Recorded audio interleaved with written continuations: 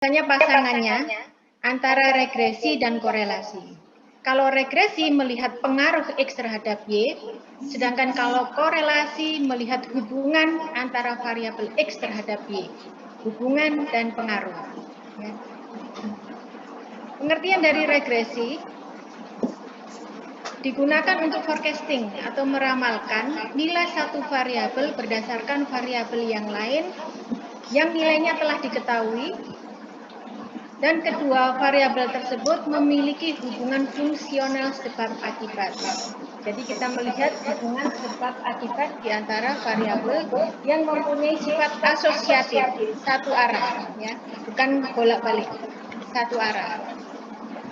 Sedangkan koefisien korelasi untuk mengetahui keeratan hubungan lemah atau tidak dari derajat hubungan antara variabel X terhadap Y. Nah, sedangkan tujuan regresi itu sendiri untuk memperoleh persamaan garis linier harus lurus, tidak membentuk suatu kurva atau non-linier. Syaratnya regresi harus membentuk suatu persamaan garis lurus di antara dua variabel X terhadap Y. Kalau sudah ngomong persamaan garis, maka kita korelasikan lagi ke mata kuliah matematika. Jadi kalau Bapak Ibu paham matematika, saya rasa statistik tidak ada masalah, ya, karena ada korelasinya di situ. Kemudian kedua, untuk mengetahui besarnya pengaruh. Nah, ini perhatikan Bapak Ibu, ada istilah pengaruh. Maka judul tesis Bapak Ibu biasanya diawali dengan kata pengaruh. Kalau sudah diawali dengan kata pengaruh, alat yang digunakan adalah regresi. Tiap unit antar variabel bebas yang mempengaruhi variabel dependen. Baru kemudian kita mencoba untuk forecasting, meramalkan. Karena model yang digunakan, model yang didapatkan oleh Bapak Ibu tadi, fungsinya adalah untuk meramalkan. Tujuan, jika X dinaikkan sebesar satu satuan, maka pengaruhnya terhadap variabel Y seperti apa. Nah, itulah tujuan Bapak Ibu membuat suatu konsep kerangka konseptual seperti ini. Nah, ini adalah salah satu model linier sederhana. Saya jelaskan dulu Bapak Ibu. Sambil disiapkan kalkulatornya Bapak Ibu, karena kita sudah masuk ke analisis data. Mau nggak mau kita harus menghitung secara angka manual.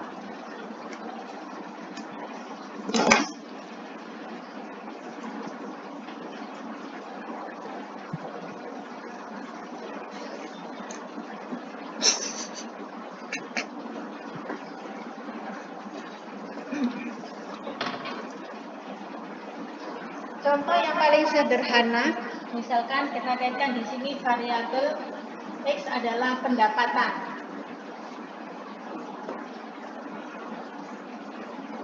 Atau gaji berpengaruh terhadap konsumsi atau pengeluaran.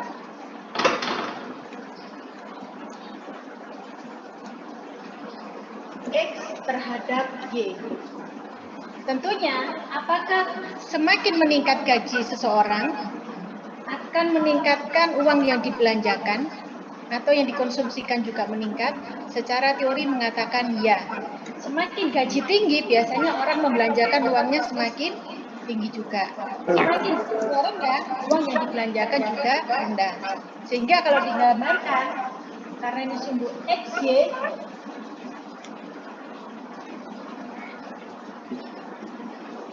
konsumsi mewakili sumbu Y, sedangkan X adalah pendapatan. Ya. Artinya, kalau digambarkan ke dalam sumbu koordinat, semakin tinggi pendapatan keluarga tersebut, uang yang dibelanjakan meningkat secara teori, akan membentuk tren garis yang modelnya positif. Jadi ini yang dikatakan model garis positif linear. Y sama dengan A plus BX. Sejauh mana kontribusi variabel X untuk meningkatkan variabel Y. Nah, di sini syarat untuk regresi linear harus X-nya berpangkat 1 atau X itu sendiri. Tetapi kalau sudah X berpangkat 2, maka tidak membentuk suatu garis linear lagi, akan membentuk suatu garis non-linear atau kurva. Maka syaratnya X-nya harus berpangkat 1. Ya. Nah, tentunya Bapak Ibu tujuannya adalah membuat suatu model. Kemarin saya melihat beberapa judul yang digunakan adalah membuat persamaan regresi berganda. Maka syaratnya harus linear. Tentunya kalau linear ada asumsi-asumsi yang ditentukan, baik multikolinearitas, heteroskedastisitas, autokorelasi, dan normalitas data. Nah, sebelum masuk ke asumsi klasik, maka kita harus paham dulu apa itu A, apa itu B. Matematikanya kemarin Bapak Ibu masih ingat pelajaran SMA? Apa itu A dalam persamaan garis? A adalah konstanta.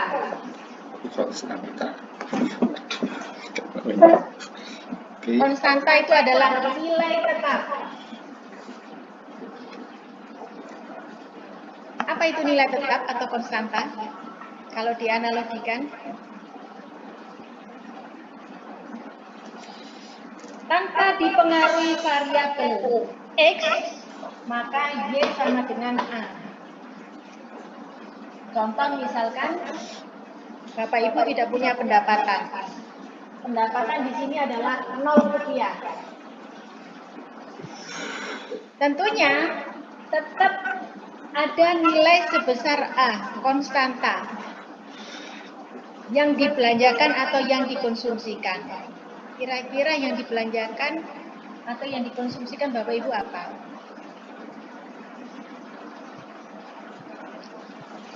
Jika pendapatan Bapak Ibu saat ini 0, karena kondisi pandemi akhirnya ada beberapa yang karyawan atau mahasiswa S1 dirumahkan, ya tidak punya pendapatan. Apakah tetap mengeluarkan biaya konsumsi?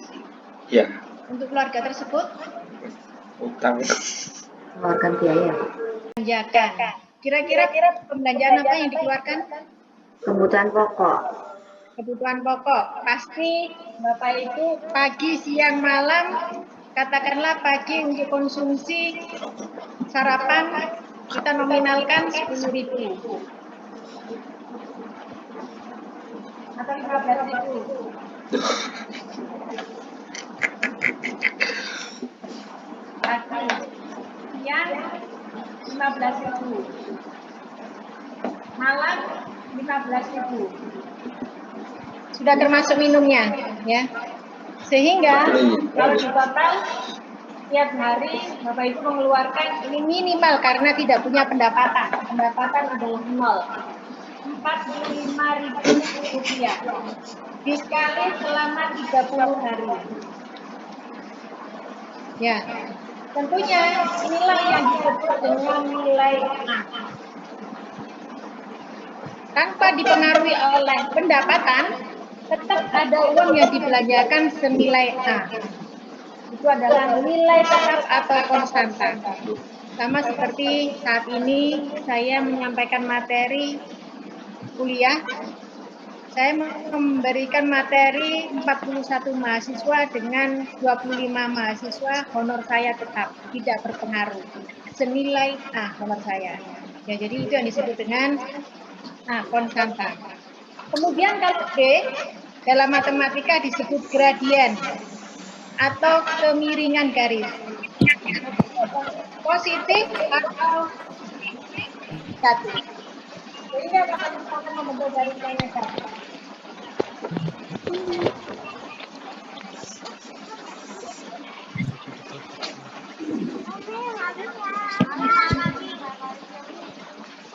Masih sudah saya gambarkan.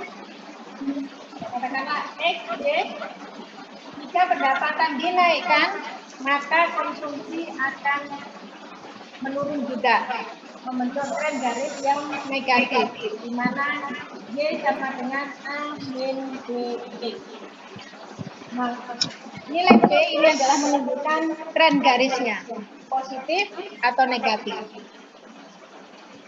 Itu ya Bapak Ibu ya, untuk pemahaman matematikanya yang paling dasar.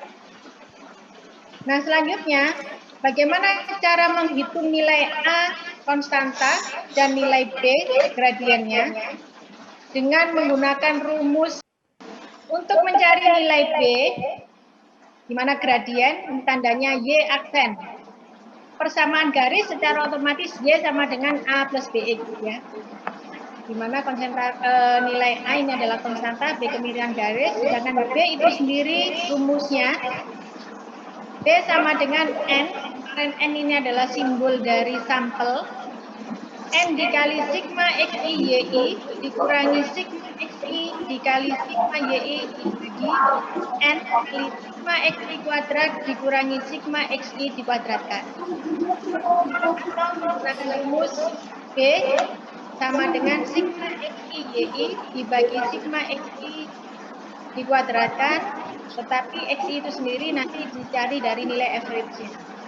Nah, ini kemarin sudah saya share slide yang awal untuk mencari simbol. Kita mencoba membaca.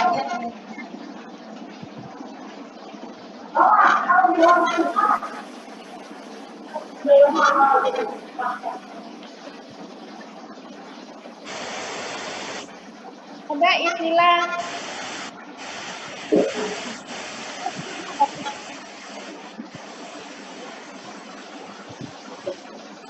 matinya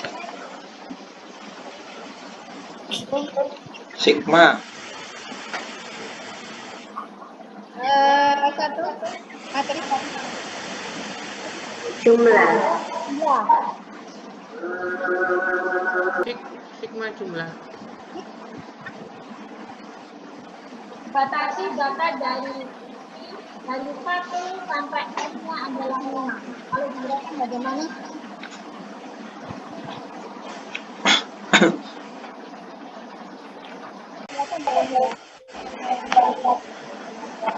Mendrip.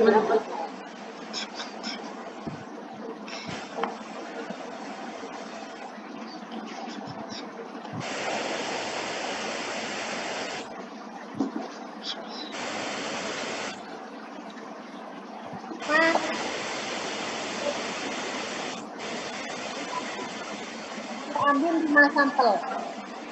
Data dari pertama sampai data N-5. Kalau diuraikan bagaimana? Ini adalah jumlah data dari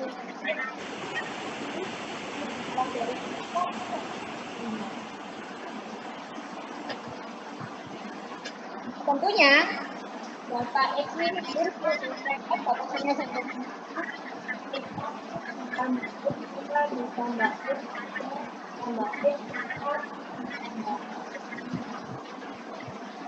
silakan. Sama seperti Bapak Ibu kalau menghitung nilai rapot SMA. Katakanlah X1 IPA dapat 7. Kemudian X2 matematika dapat 9. X3 bahasa Inggris dapat 9. X4 PS dapat 8. Kemudian X5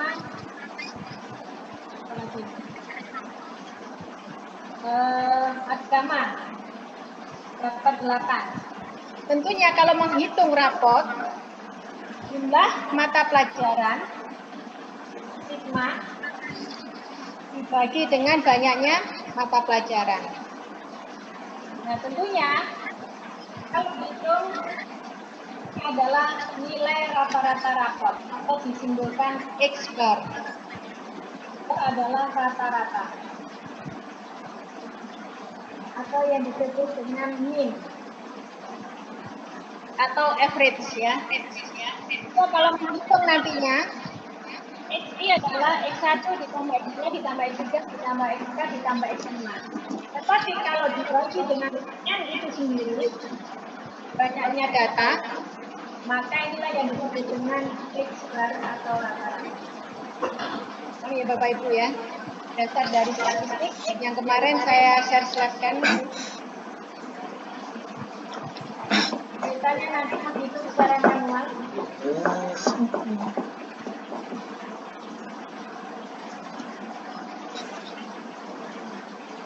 Baru kemudian untuk menghitung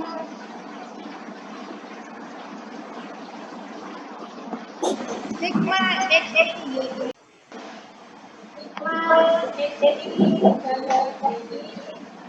Kalau diuraikan bagaimana Bapak Ibu? Saya batasi berjalan 1 sampai 3 datanya.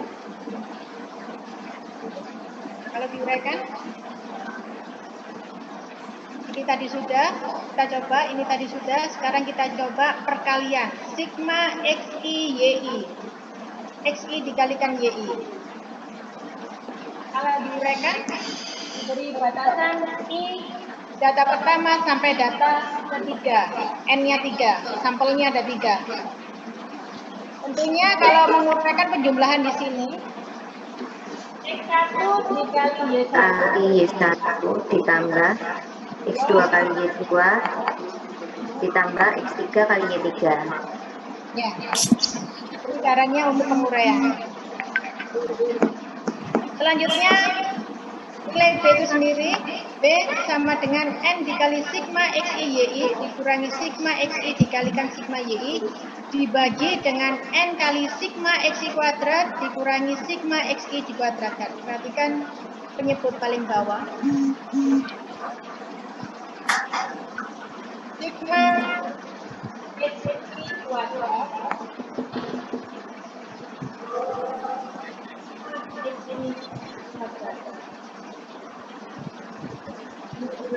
model ini sama atau berbeda?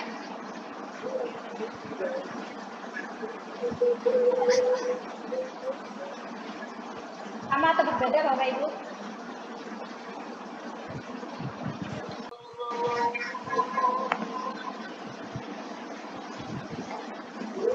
Kalau kita beri angka, karena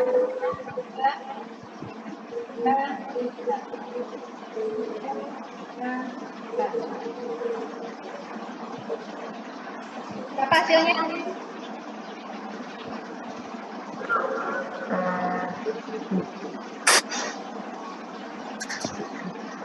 Sembilan. Yang ini? 9. Model yang ini dikuadratkan dulu, baru dijumlah. Ya, dikuadratkan dulu, baru dijumlah.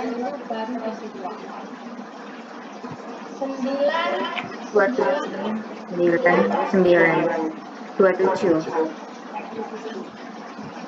Sedangkan kalau yang ini, kan kalau matematika itu dalam kurung didahulukan cara menghitungnya.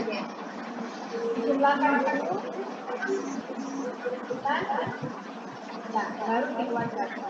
9 dikuadratkan 81. Sehingga ini tidak salah.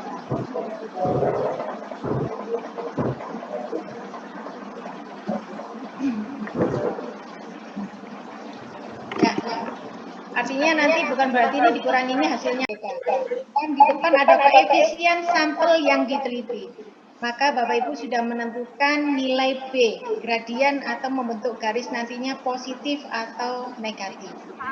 Kalau sudah ketemu nilai B-nya, maka Bapak Ibu mencari nilai A tadi, konstanta A. B sudah ketemu dengan rumus ini, maka mencari nilai A, paling bawah rumusnya A sama dengan Y average. Perhatikan di sini ada Y bar atau Y average.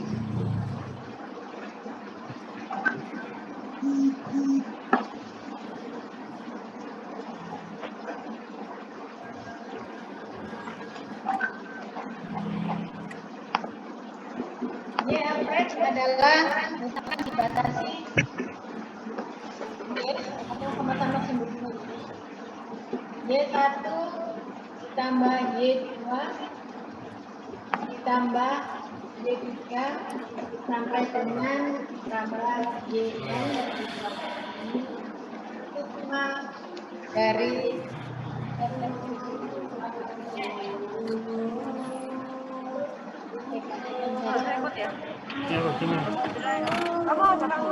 ini rata-rata untuk variabel Y.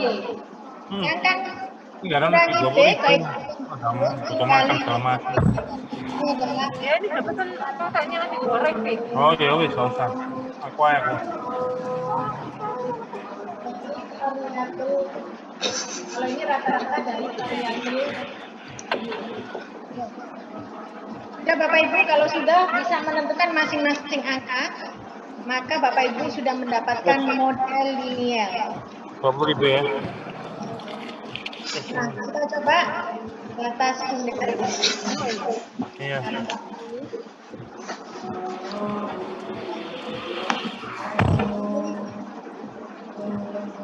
Saya sambil dibantu itu Bapak Ibu sudah bawa kalkulator ya.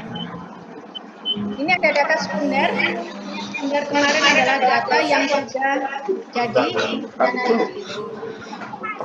X adalah variabel pendapatan atau gaji, Y adalah konsumsi, uang yang dibelanjakan atau pengeluaran.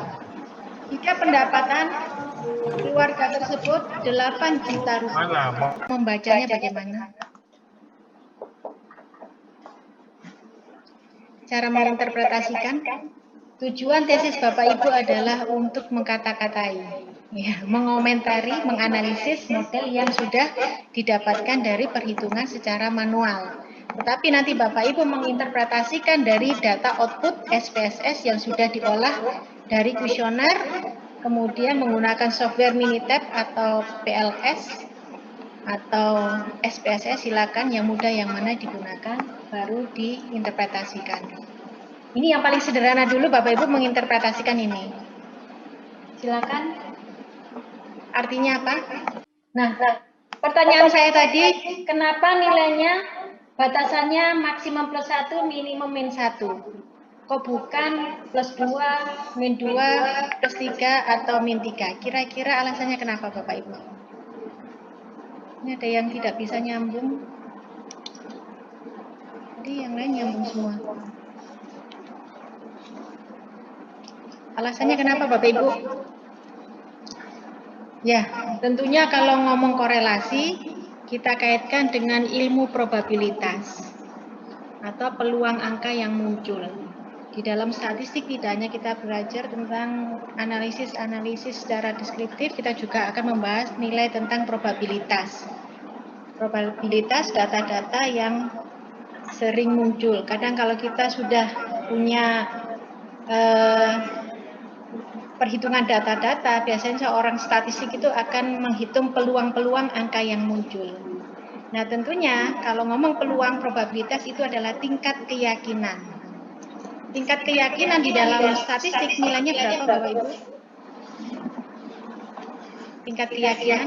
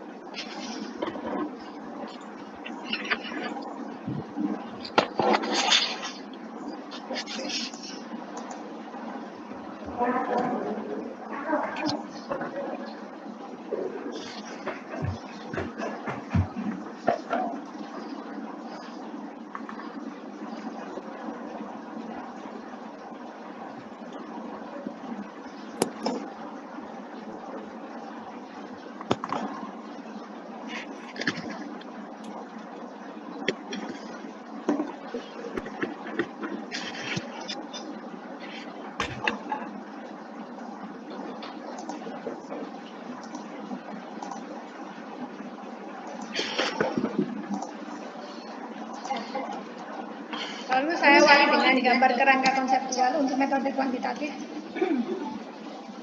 Kira-kira kalau misalkan kemarin kita sudah mencoba mendesain kalimat judulnya dari yang model pertama dan kedua. Kalau yang pertama, ini di bidang ilmu apa Bapak Ibu yang diteliti? Yang saya gambarkan marketing, ya. Marketing. Ini ada 3 variabel, di mana antara pelayanan, kepuasan, loyalitas, kepuasan sebagai variabel intervening. Kemudian sama di nomor 2, pelayanan, kepuasan, loyalitas pelanggan. Dengan 2 gambar yang berbeda, tentunya desain kalimat judulnya juga berbeda. Kalau yang di atas, kemarin apa? Mbak Ria, bisa di... Pengaruh pelayanan. Pengaruh pelayanan terhadap kepuasan dan loyalitas pelanggan. Kalau yang ini, Pengaruh pelayanan dan kepuasan terhadap loyalitas pelanggan. ya. Jadi dua kalimat ini tentunya desain judulnya juga akan berbeda, termasuk perumusan masalahnya juga berbeda, dan alat analisisnya juga berbeda. Sekarang kalau yang model pertama, ada berapa perumusan masalah dari gambar kerangka konseptual ini?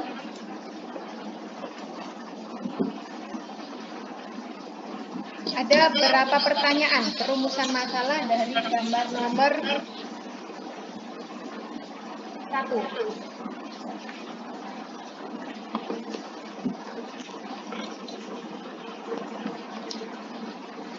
Tinggal menunjukkan arah panahnya saja, ya.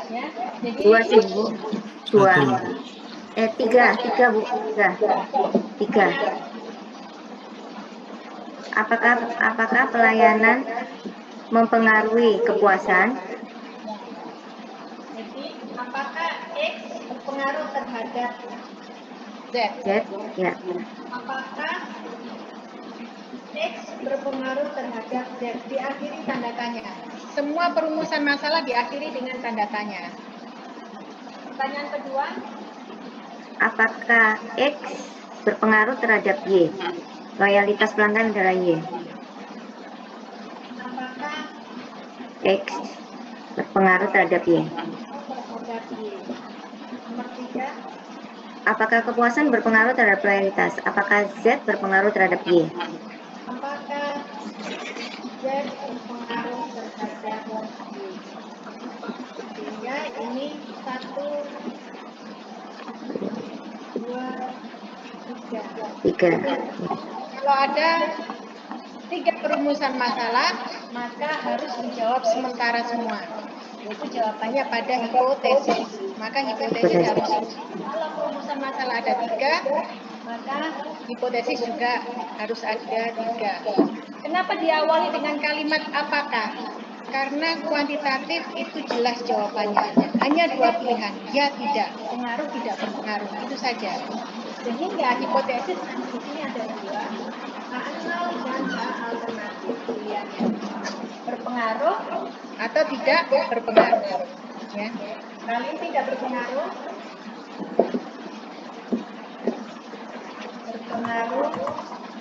dengan ini berpengaruh.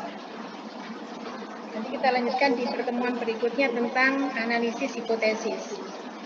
Kemudian, makanya diawali dengan kata apakah, karena hanya 2 pilihan jawaban. Tetapi kalau yang model nomor 2, di sini ada berapa pertanyaan? Bapak Ibu, tolong di-on-kan dulu kameranya. Kalau yang nomor 2, 3. pertanyaan 1, apakah X1 berpengaruh ke Y? Pertanyaan 1. Kemudian nomor 2, ini sebagai X2 berpengaruh ke Y. Kemudian Apakah X1 dan X2 berpengaruh ke Y? secara simultan dan parsial. Ini sebagai pertanyaan ketiga. Apakah kedua variabel pelayanan dan kepuasan berpengaruh terhadap loyalitas pelanggan? Dan tentunya hipotesisnya juga harus sinkron, ada 3 hipotesis. Nah, kalau sudah sinkron semuanya, kemarin sudah di mapping desain pertanyaan kuesioner, baru kita cari analisisnya. Untuk pertanyaan jawaban poin 1, kira-kira menggunakan analisis data apa yang tepat? Tentunya kalau sudah ngomong analisis data, kita harus paham tentang statistik. Nah, statistik itu sendiri yang paling sering digunakan karena kita melihat diawali dengan kata judul pengaruh. Maka kita harus paham alat statistik apa. Jadi kalau pengaruh antara 2 model ini, yang pertama analisis data yang digunakan adalah analisis jalur. karena kita hanya mencari pengaruh masing-masing jalurnya, jalur panahnya. Sedangkan kalau yang poin nomor 2, analisis yang digunakan adalah analisis regresi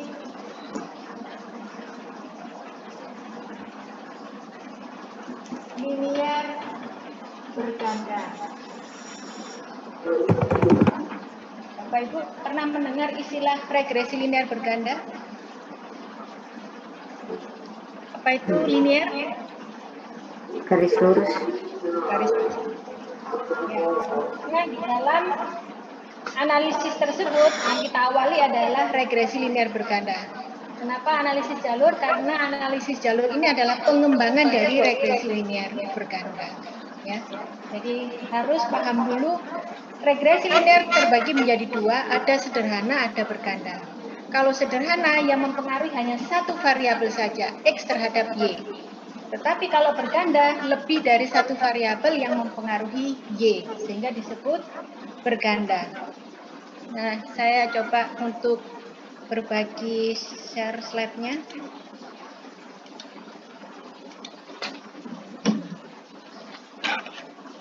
Ya.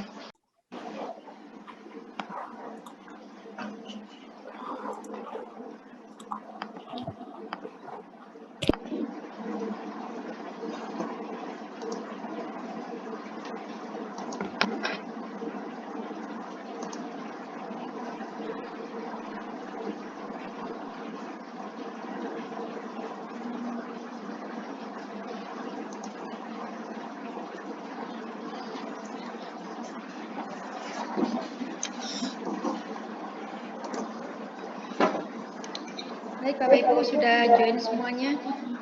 Kita lanjutkan. Dengar suara saya, Bapak Ibu? Ya. Connection error. Bentar. Ya. Ada data N-nya adalah 6 keluarga. Data pertama 1, 2, 3, 4, 5, 6. Jadi 6 sampel data yang diteliti atau dianalisis. Untuk data pertama, keluarga awal atau keluarga pertama mendapatkan gaji 8 juta rupiah. Uang yang dikonsumsikan atau uang yang dibelanjakan 7 juta. Kemudian keluarga kedua pendapatan 12 juta rupiah, uang yang dibelanjakan 9 juta. Kemudian jika pendapatan 16 juta rupiah, uang yang dibelanjakan 12 juta rupiah. Kemudian pendapatan 20 juta, uang yang dibelanjakan 14 juta. Sedangkan punya pendapatan 24 juta, uang yang dibelanjakan 13 juta rupiah. Kemudian punya pendapatan 26 juta, uang yang dikonsumsikan 15 juta rupiah. Pertanyaannya sama, apakah pendapatan berpengaruh terhadap konsumsi keluarga tersebut? Nah, kalau sudah ada pertanyaan apakah pendapatan berpengaruh terhadap konsumsi keluarga tersebut, maka secara otomatis karena yang dilihat adalah pengaruh adalah membentuk suatu garis linear modelnya, yaitu Y sama dengan A plus BX.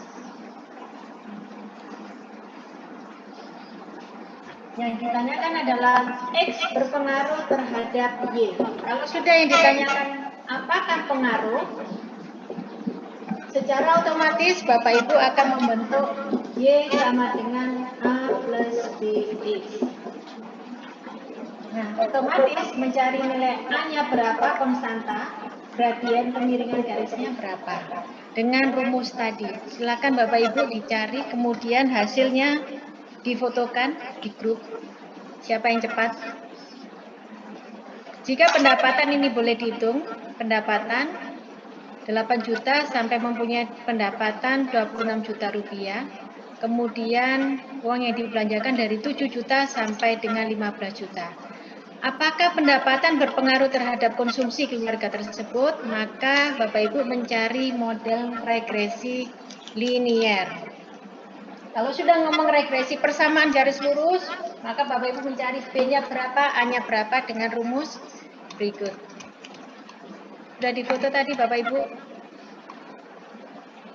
Silakan dihitung dengan rumus B sama dengan N kali sigma XI YI dikurangi sigma XI dikali sigma YI dibagi N kali sigma XI kuadrat dikurangi sigma XI dikuadratkan. Saya tunggu Bapak Ibu untuk menghitung nilai angka tersebut. Saat ini kita mencoba metode kuantitatif secara manual. Yang saya harapkan Bapak Ibu manual bisa, software statistik juga bisa. Dan nilainya harus sama antara software dan perhitungan manual Bapak Ibu. Tadi sudah difoto Bapak Ibu datanya?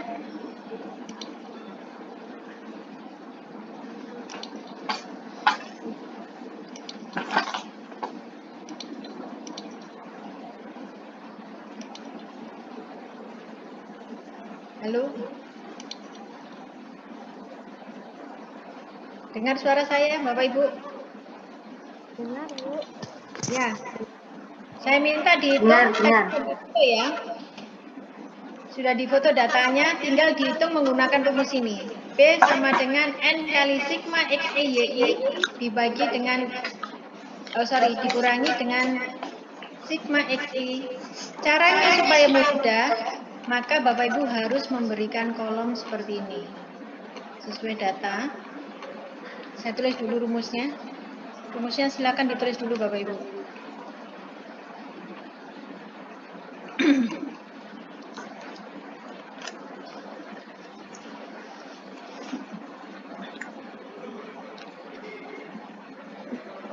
B N dikali sigma XI YI dikurangi sigma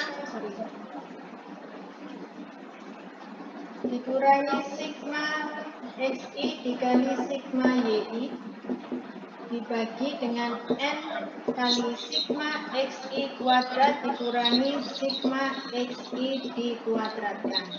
Ya. Nah tentunya untuk menghitung ini dari data berikut, perhatikan membuat lajurnya. Untuk menghitung XI, rumus ini, ya, buat kolom di sampingnya. Hari ini saya ada yang join ya. Buat kolom XI dikalikan YI. Kemudian kebutuhannya XI YI. Kemudian ada sigma XI kuadrat dan sigma XI dikuadratkan. Maka ini adalah kolom buat sigma XI kuadrat dan nanti sigma XI dikuadratkan. Yang di papan nggak kelihatan, Bu. Kolom kenapa? Yang di papan nggak kelihatan. Saya menjelaskan yang ini dulu, yang di kolom ini, panah saya. Ini tadi rumusnya sudah ada di slide ya. Kurang maju ya.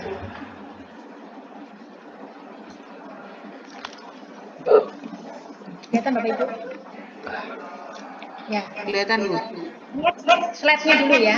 Slide-nya yang saya tunjuk panahnya.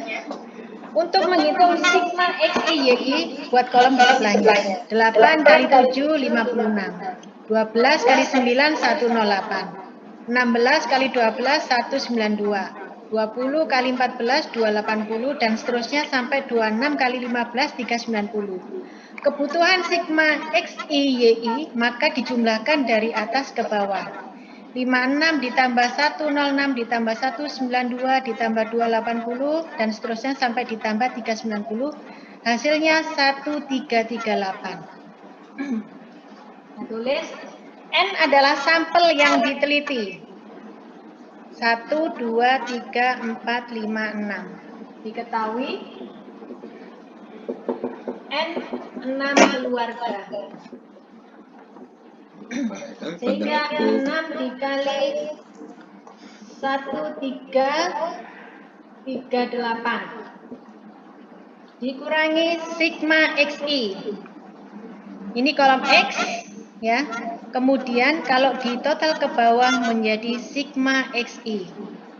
8 ditambah 12 tambah 16 tambah 20 tambah 24 tambah 26. Maka ini adalah kolom 106 dikali, lihat kolom kebutuhannya sigma YI, penjumlahan dari kolom Y konsumsi dijumlah ke bawah. 7 ditambah 9 tambah 12 tambah 14 tambah 13 tambah 12 70 dikali 70 dibagi N 6 dikali sigma XI kuadrat. Perhatikan di sini X yang dikuadratkan. Kolom X ini yang dikuadratkan beri tanda 8 kuadrat 64. 12 kuadrat 144. 16 kuadrat 256 dan seterusnya sampai 26 dikuadratkan 676. Sigma XI kuadrat dijumlahkan dari atas sampai ke bawah 2116. Maka di sini 2116 dikurangi sigma XI dikuadratkan. Kalau sigma XI ini adalah sigma XI, ya. 70 kuadrat 4.900. 106 dikuadratkan. Ya. Silakan, ini sudah di entry semua data-data dari rumus ini. Silakan dihitung berapa nilai B-nya.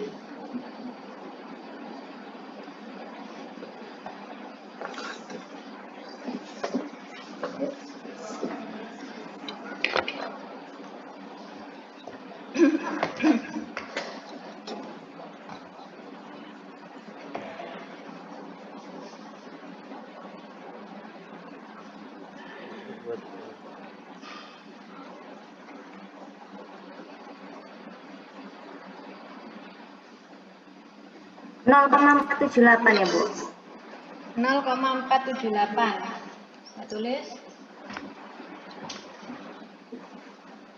Ini ya.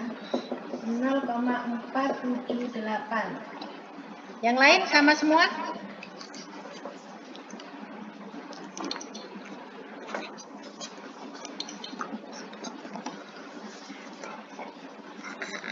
Karena matematika jawabannya harus sama semuanya. 1 tambah 1, 2. Saya minta jawaban yang lainnya.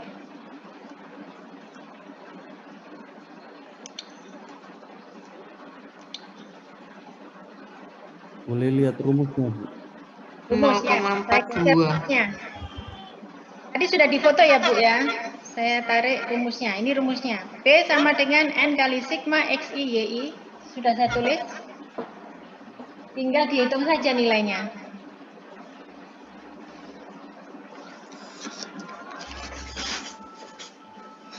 Iya, 0,42.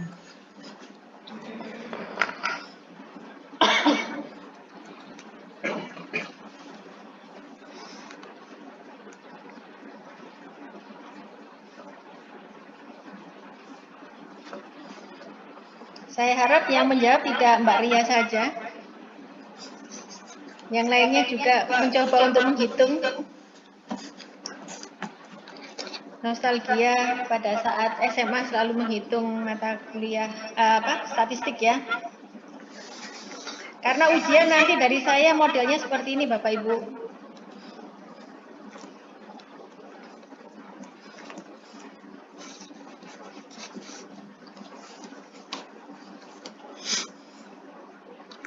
Ada lagi yang mau menjawab nilainya berapa? Kelihatan ya. Nah, 0,42. 0,42. Yang lain?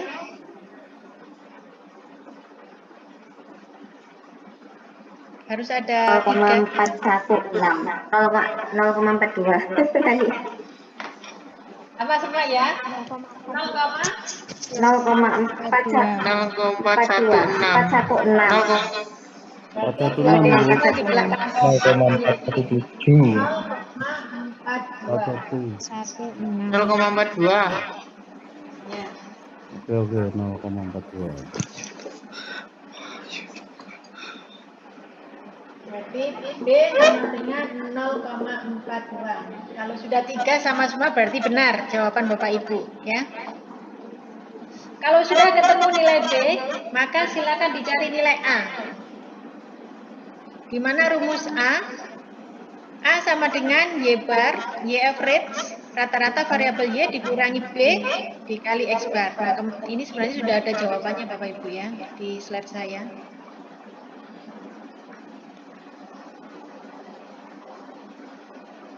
Nah ini kolom yang paling bawah sendiri.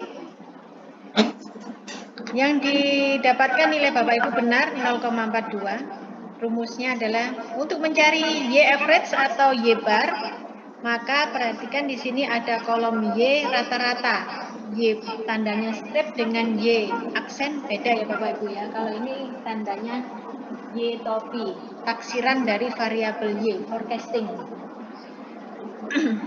Sedangkan kalau tandanya lurus berarti average, rata-rata dari variabel Y atau min. Kolom Y dibagi dengan N, maka ini rumusnya. Y bar sama dengan sigma YI dibagi dengan N. 70 dibagi dengan 6, ketemu hasilnya 11,67.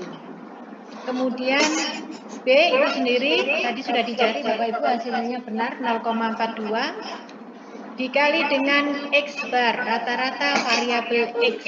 Di sini adalah rata-rata variabel X, kolom X. Jumlah 106 dibagi dengan N data itu sendiri, maka ketemu angkanya 17,67.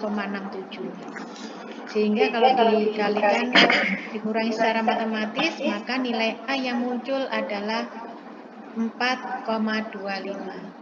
Sehingga sudah ketemu nilai A dan B. Nah, terus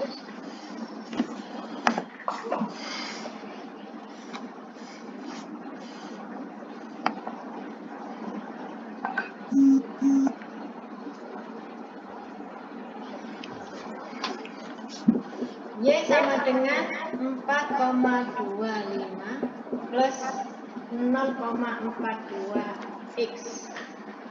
Tujuan Bapak Ibu adalah interpretasi. Silakan diinterpretasikan Bapak Ibu.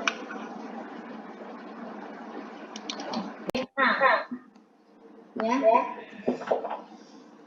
Tetap ini adalah sebagai konsumsi. Bapak Ibu harus mengaitkan dengan variabel yang diteliti. Sedangkan X adalah pendapatan.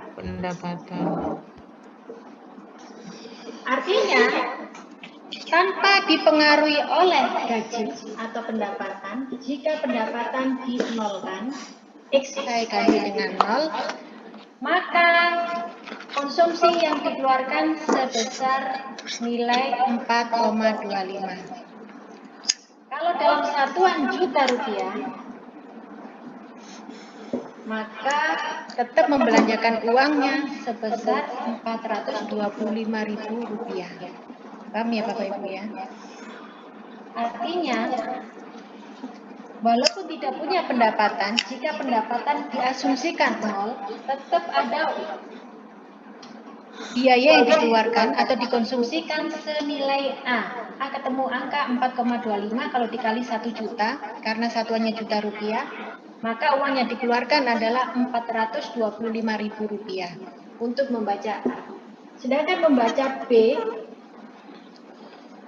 ini diasumsikan 0. Nanti sekarang yang kedua, jika pendapatan dinaikkan sebesar 1 satuan, maka uang yang dibelanjakan sebesar 0,425.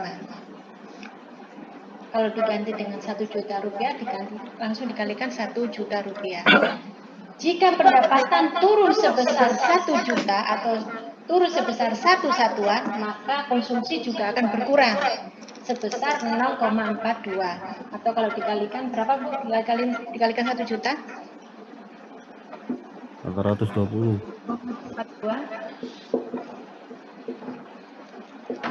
420.000. Ya, 420.000. Jika pendapatan dinaikkan sebesar 1 juta rupiah, maka konsumsi akan naik sebesar 420.000. Jika pendapatan turun sebesar 1 juta rupiah, maka konsumsi juga akan berkurang sebesar 420.000. Itu kalau misalkan saya punya pendapatan 100 juta, tinggal dikalikan saja, maka itu sebagai nilai peramalan atau forecasting tujuan dari model regresi ini. Itu Bapak Ibu ya, cara membaca persamaan garis linear atau lurus.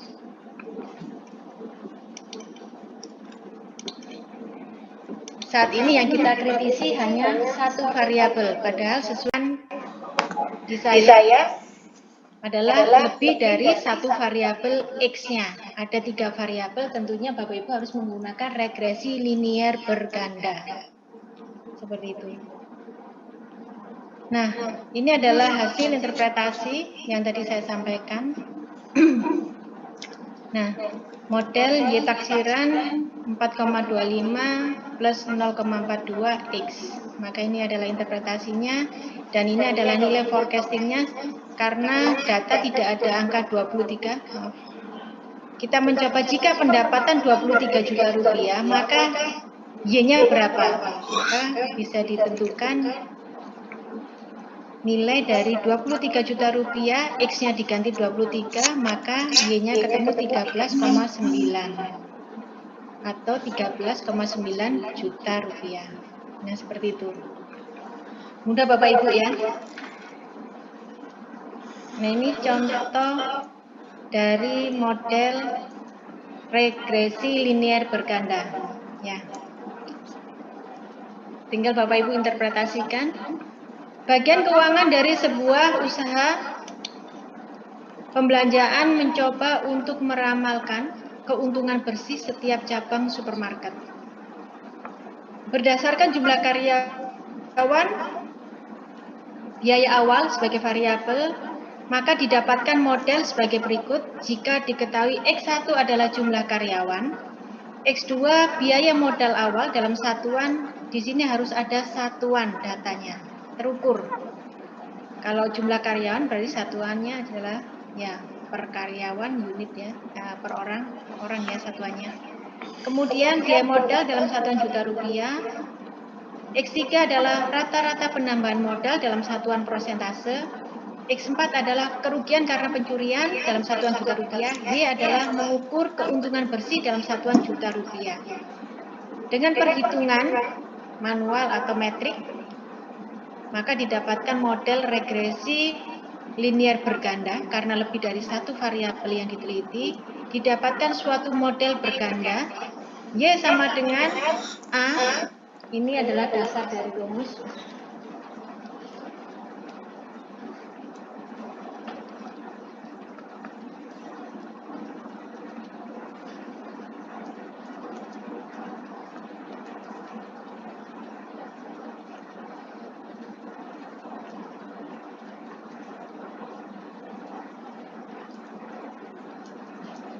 Di mana didapatkan model awal Y sama dengan A plus B1 X1 plus B2 X2 plus B3 X3.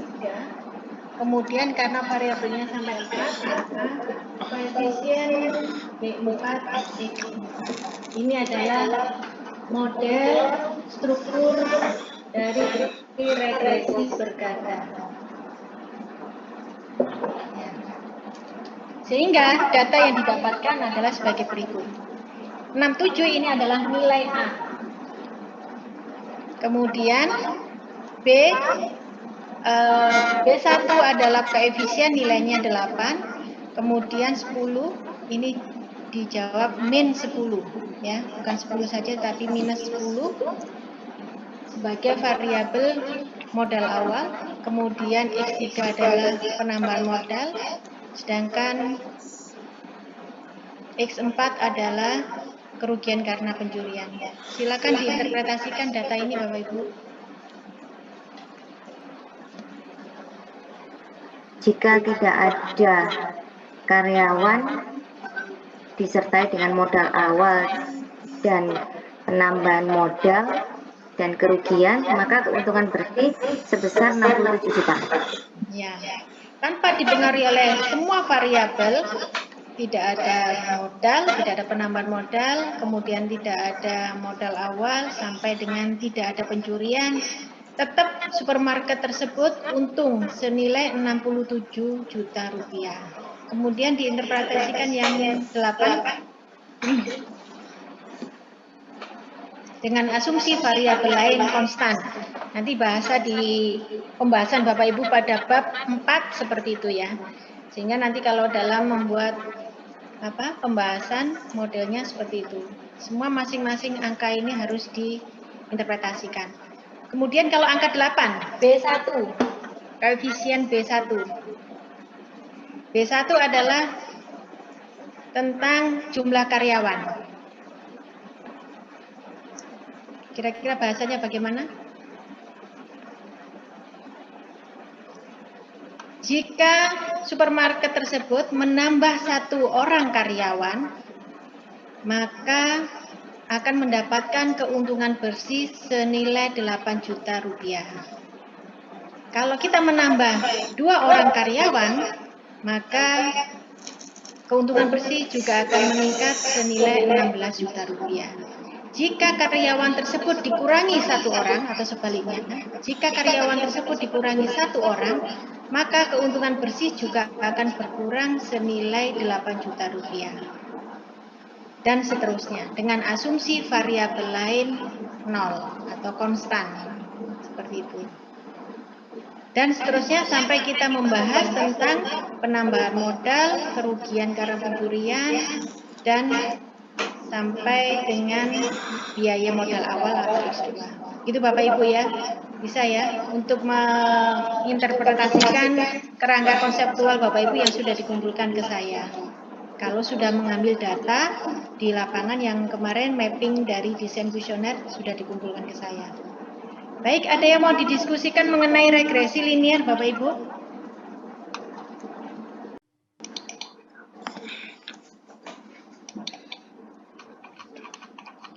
Karena tadi ya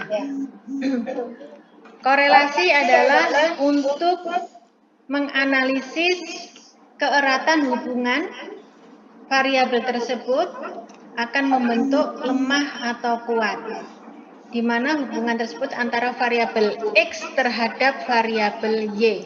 Simbolnya adalah R Bapak Ibu ya. Kalau nanti ada notasi R, berarti itu menyebutkan korelasi.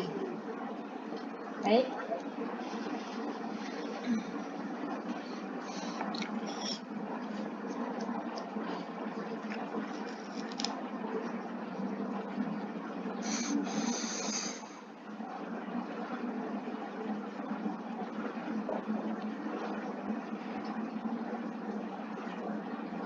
X adalah fasilitas kerja. Y adalah kinerja.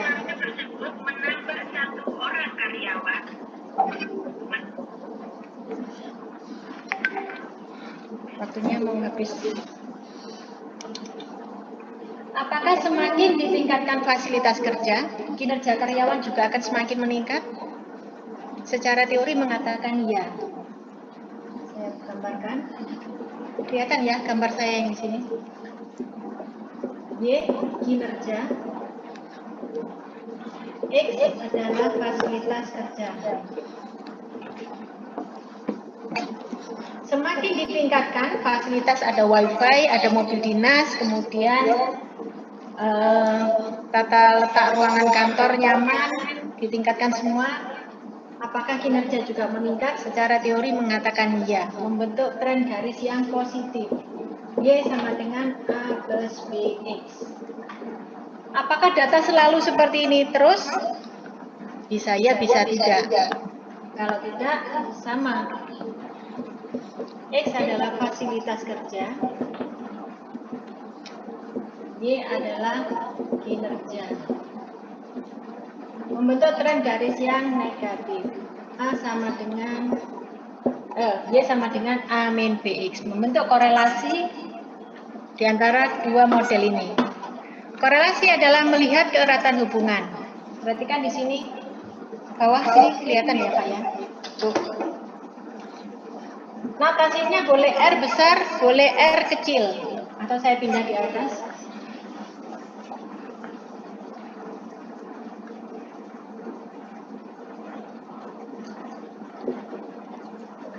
Nilai R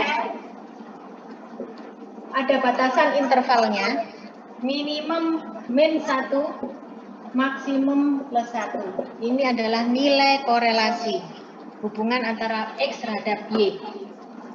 Dirumuskan nilai R sama dengan N kali sigma XI YI dikurangi sigma XI dikali sigma YI dibagi akar N kali sigma XI kuadrat dikurangi sigma XI kuadratkan dikali akar N kali sigma YI kuadrat dikurangi sigma YI dikuadratkan. Nah, ini makanan baru ya Bapak Ibu ya. Tidak perlu dihafalkan rumusnya Bapak Ibu, yang penting Bapak Ibu tahu menganalisisnya ya. Karena nanti tidak dites rumusnya apa, tetapi minimal tahu korelasinya itu apa fungsinya ya. Fungsinya dan interpretasinya di sini. Nilai R intervalnya minimum min 1, maksimum plus 1. Jika nilai R-nya mendekati 1, dikatakan, atau saya tulis di bawah lagi ya, dikatakan hubungan kuat positif searah. Perhatikan, jika nilai R setelah dihitung plus 1, dikatakan hubungan kuat positif searah. Jika R mendekati min 1 setelah dihitung, apa artinya? Oh iya. Jika Hubungan kurang erat. apa? Hubungan kurang erat. Sama. Hubungan kurang erat. Ada lagi?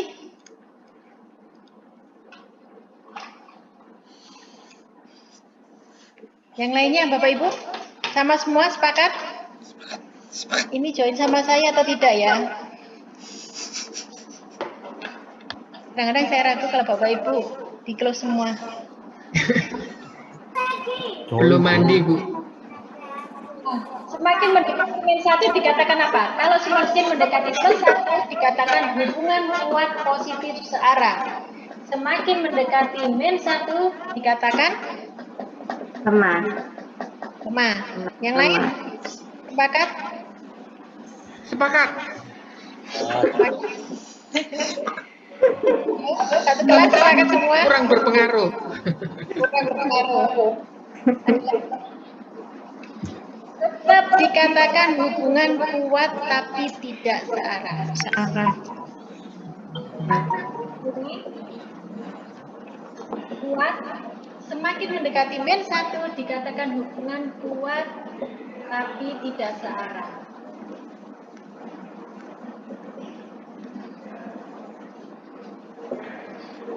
Logikanya, semakin ditingkatkan fasilitas kerja, kinerja meningkat. Ada hubungan? Ada. Hubungannya kuat searah. Ini yang dikatakan hubungan kuat searah. Tandanya positif. Ada hubungannya? Ada. Searah membentuk tren garis positif. Sedangkan yang tidak searah membentuk tren garis yang negatif. Ada hubungan? Ada. Tapi tidak searah. Semakin diberikan fasilitas mobil dinas, harusnya kinerjanya semakin meningkat, canvassing terus marketing tersebut untuk meningkatkan penjualan, atau kinerjanya semakin meningkat. Tetapi tidak, karena ada AC malah ngantuk. Ya, kemudian ada WiFi ternyata dipakai untuk untuk main Instagram, IG atau YouTube-nya, sehingga kinerjanya menurun membentuk tren garis negatif atau hubungan kuat tapi tidak searah. Jika nilainya R sama dengan 0, dikatakan apa?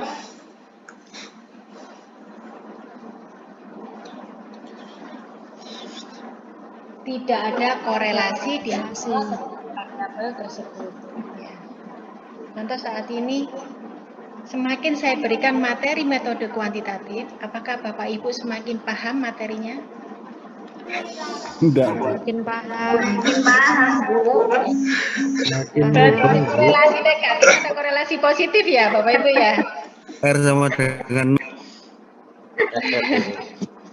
Semakin saya berikan materi kuantitatif harusnya mempunyai korelasi yang positif, semakin paham metode kuantitatif.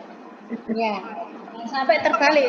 Saya berikan materi kuantitatif malah semakin ngantuk. Nah, ini nggak ada korelasi tapi negatif seperti itu. R sama dengan 0. R sama dengan R0 aja, Bu, R0. R0. Nggak berkorelasi lah. Dapat korelasi Bapak Ibu ya.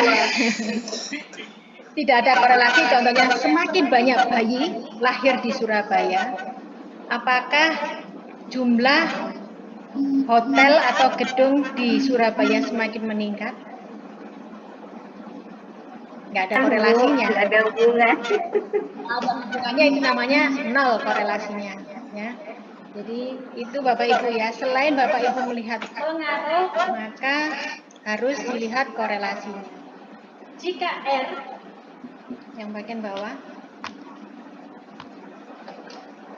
ketemu angkanya 0,993. Berapa kalau dipresentasekan? 1. 99%. Prosentase. Nol. Kalau ini 0,9. berapa? 99, Bu. Nah, 99,3%. Apakah kalau ketemu nilai angka ini betul atau salah? Betul. Angka ini betul atau salah? Betul kan mendekati tadi. Mendekati 1. Betul, Bu. Mendekati 1. 1,0032. Jika nilai Bapak Ibu ketemu nilai ini betul atau salah? Saya naikkan lagi biar kelihatan. Salah. Dengan min Apa itu? 1,03. Betul atau salah? Salah, Bu. Salah kan salah. Harus min 1 maksimal. Tentunya Bapak Ibu harus jangan sampai salah menghitung rumusnya. Harus di bawah 1 atau minus 1. Ada pertanyaan di sini Bapak Ibu. Kenapa sih maksimum angkanya 1?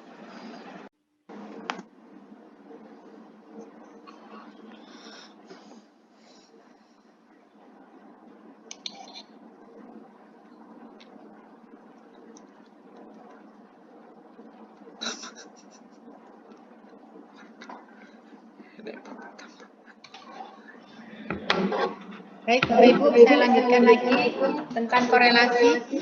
Ya, tadi nilai intervalnya min 1 minimum, maksimum plus 1. Tentunya di sini tidak boleh lebih dari hasil yang sudah diberikan interval.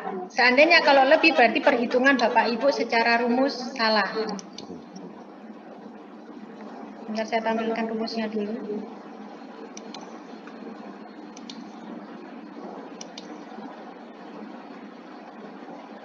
Nah, ini adalah rumus tadi. Nilainya adalah 1 atau 100%.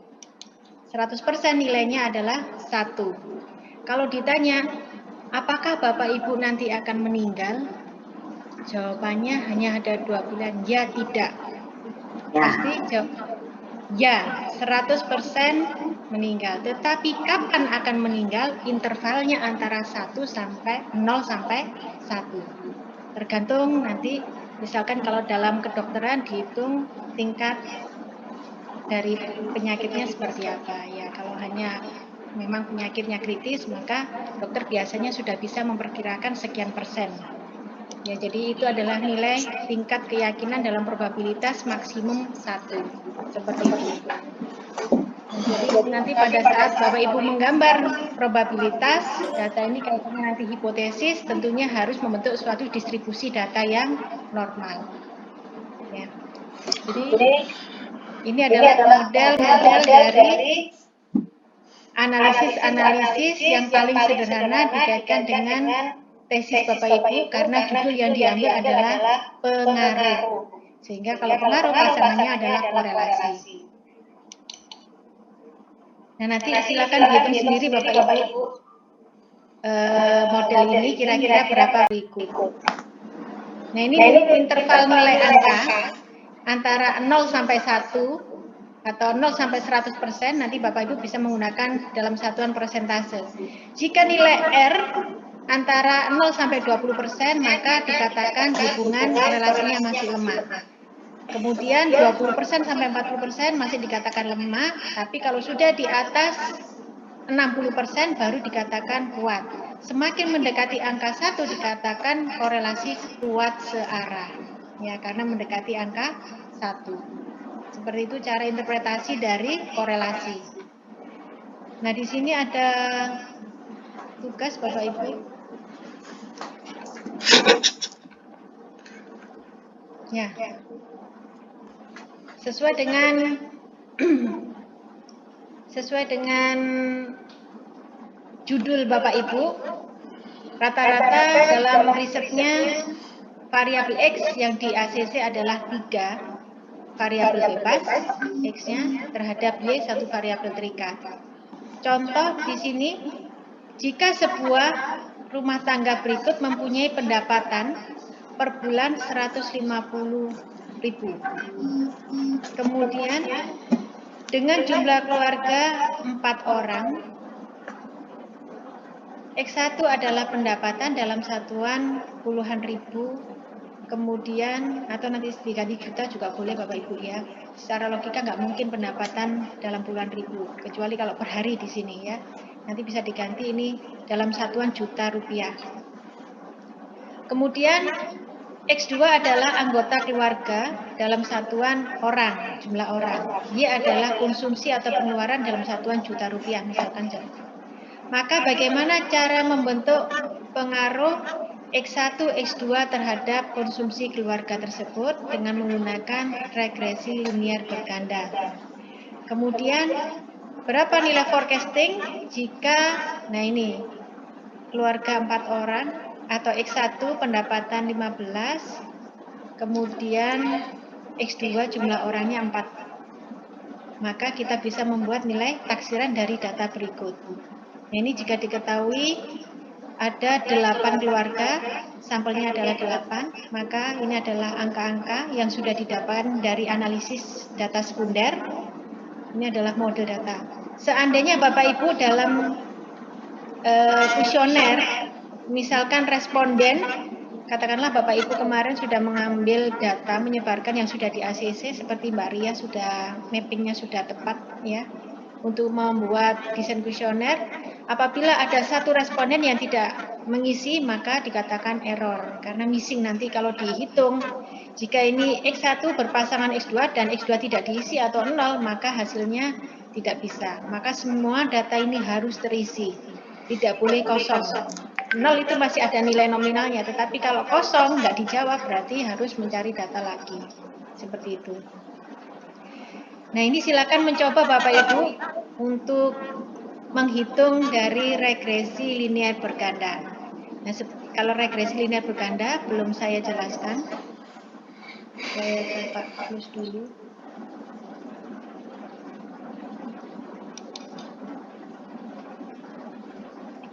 Nanti ini saya sharekan di Google Classroom. Iya, Bu.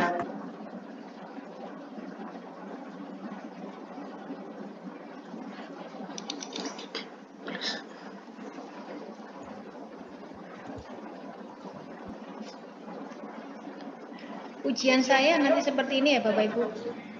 Sudah nampak slide baru saya?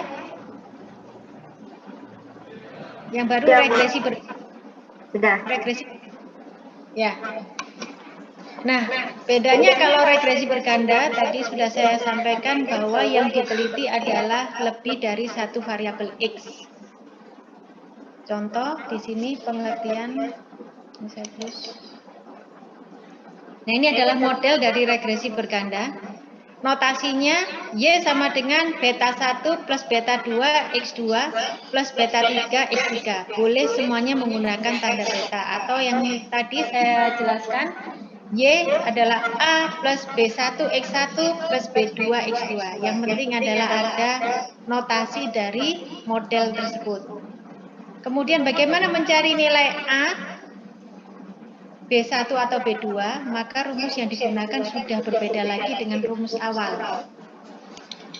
Ini adalah rumus untuk mencari model dari regresi linear berganda. Ada dua metode parameter dugaan dari regresi.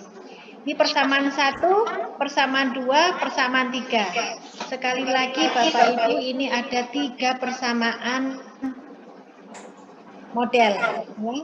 Tentunya kalau untuk mencari nilai beta 0, beta 1, beta 2, Bapak Ibu menggunakan langkah-langkah apa kira-kira untuk mencari nilai B0, B1, B2? Matematikanya? Kira-kira menggunakan metode apa? Bisa metode substitusi dan eliminasi. Ya, jadi diingat-ingat lagi metode substitusi dan eliminasi untuk mencari nilai B0, B1, B2. Jika kesulitan ada alternatif, tapi ya ini saya lompati.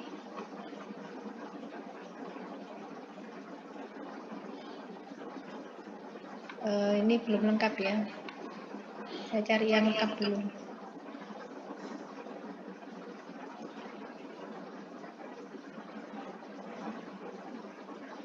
Ya, ini adalah suatu konsep.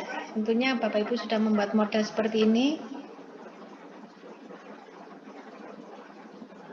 Nah, metode pendugaan parameter regresi ini cara kedua. Sudah ada rumus seperti tadi. Untuk mencari B1 ini rumusnya. Bla bla bla bla bla. Kemudian B2 juga ini rumusnya. Sama seperti caranya yang tadi saya sampaikan. Kemudian untuk membuat persamaan B0 konstanta sama dengan Y bar dikurangi B1 X1 dikurangi B2 X2. Ya, ini untuk mencari tugas yang tadi Bapak Ibu tulis ya. Nah, ini adalah contoh-contoh untuk menghitung nilai dari model linear berganda. Nah, ini nanti untuk yang aplikasi komputer kita lewati karena kita jelaskan di minggu depan. Hasil perhitungan Bapak Ibu harus sama dengan hasil aplikasi dari komputer. Sebenarnya kalau komputer itu sendiri pakai Excel bisa, tetapi hanya linear sederhana. Tapi kalau sudah lebih dari 2 variabel tidak bisa menggunakan Excel. Silakan Bapak Ibu download menggunakan SPSS versi apapun terserah ya. Saya punya versi yang paling sederhana, versi 10, 13, kemudian yang waktu itu 21 punya. Tetapi saat ini kemarin ada mahasiswa maju tesis sudah versi 26 ya. Semuanya sama. Yang membedakan hanya tool metode model gambarnya aja. Jadi formnya bisa diubah itu. Tetapi 1 tambah 1 tetap hasilnya 2. Tidak ada perubahan angka di situ. Ya itu saja Bapak Ibu untuk regresi linear berganda. Nanti ini besok kita lanjutkan tentang asumsi-asumsi karena waktunya sudah